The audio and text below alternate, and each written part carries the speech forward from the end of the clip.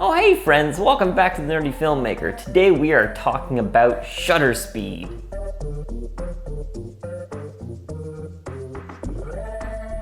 So what is shutter speed? Well, in digital cameras, the shutter speed is how quickly the sensor is being read by the camera, how fast the image is being scanned. So whenever you click the shutter to take a picture, it's scanning very fast. And if you're shooting video, it's how long each frame is being read for, how long the sensor takes to read the whole thing. And that shutter speed is measured in a fraction usually. So for example, right now I'm shooting this video at 1/50th, and that means every frame is being read in 1/50th of a second. So if you're taking a photo and you want to speed up your shutter speed, you'll increase that fraction to, let's say, 1/100th, 1/250th. Those are faster shutter speeds, while 1/30th, 1/8, these are all slower shutter speeds, and they can get into full seconds. Now, how does this shutter speed affect your image? Well, it affects it in two ways. First off is that it lets in more or less light. The faster that your shutter speed is and the faster it's reading the image, the less time it has to register light. While if you slow down your shutter speed, it's going to brighten the image. It allows more time for it to be scanned. Now it has a second effect, and that is the amount of motion blur that is in your image.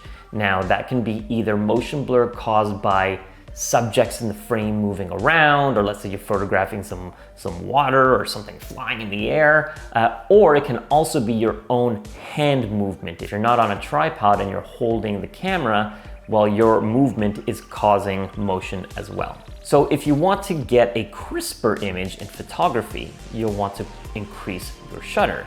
If you want to have some motion movement blur in there, you'll decrease your shutter. Whereas in video, most of the time, if we're shooting 24 frames a second, we keep it at 1/50th. And if we're shooting at 30 frames a second, it's at 1/60th. This is just the ratio that was kind of determined to have that natural amount of motion blur. We're used to seeing a little bit of blur. If you take your hand, if you go like this really fast, then you'll see actually some blur in the movement. You won't see everything super crisp. But what happens if you speed up your shutter in video? Well, let's take a look at a couple of examples. Now over here, you're gonna see me dancing like an idiot at a regular shutter speed of 1/50. Over here, I've increased the shutter speed to 1/160. And you'll see that on the right-hand side, my movement is a lot more crisp, and it's reduced the amount of motion blur in my movement.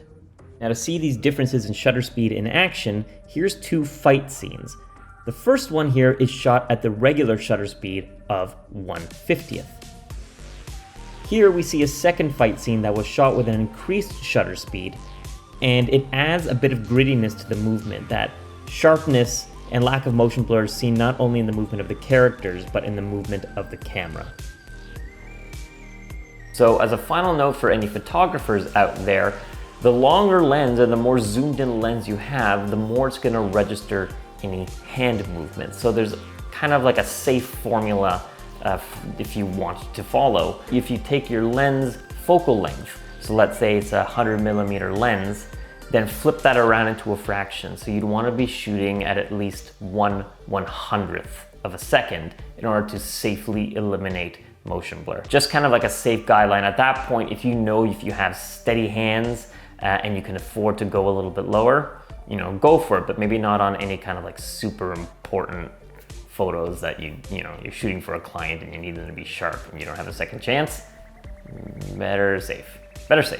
That's it, friends. Shutter speed. If you're interested in learning more about aperture or about manual exposure as a whole, I have links to those videos in the description. But until next time, I hope you have a great day, and I'm gonna go do some push-ups. I don't know, probably not. Let's be real, probably not.